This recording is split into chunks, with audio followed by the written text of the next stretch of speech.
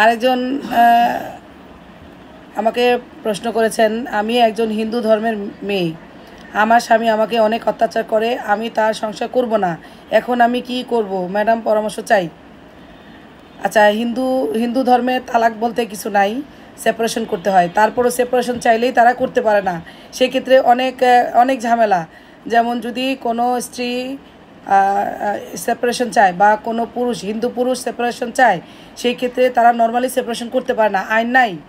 সে আদালতে মামলা করতে হয়, জেলা ও দায়রা জজ আদালতে। যদি মফস্বলে মানে গ্রাম্য মানে ঢাকার বাইরে থাকে, তাহলে সেক্ষেত্রে তাদের জেলা ও দায়রা জজ আদালতে মামলা করতে হবে। আর যদি ঢাকার মধ্যে হয়, তাহলে তাদের মহানগর দায়রা বা জেলা দায়রা যেটাই বলেন সেখানে মামলা করতে হবে। মামলা করে আদালতের পারমিশন নিতে হবে। এই মামলা সেপারেশনের মামলা করতে হবে। এই মামলায় যে সেপারেশন চায়, যার কাছ থেকে চায় তাকে বিবাদী করে মামলা দায়ের করতে হবে। তখন আদালত দুই পক্ষকে ডাকাবে এবং দুইজনের কথাই শুনবে। শোনার পর যে সেপারেশন চায় তার বক্তব্য যদি গ্রহণযোগ্য মনে করেন আদালত, সেক্ষেত্রে সেপারেশনের পারমিশন দেয়, আর না হয় দেয় না। নোটারি পাবলিকের মাধ্যমে যদি দুই পক্ষ মিল থাকে দেয়।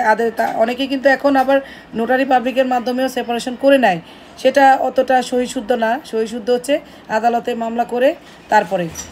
আর অনেকে আবার নোটারি পাবলিকের মাধ্যমে উভয় পক্ষ স্টেমের মাধ্যমে আর কি সেপারেশনটা করে নেয়। তবে সহিশুদ্ধ নিয়ম হচ্ছে জেলা ও দায়রা জজ আদালতে মামলা করে তারপরে সেপারেশন নেওয়া। ধন্যবাদ।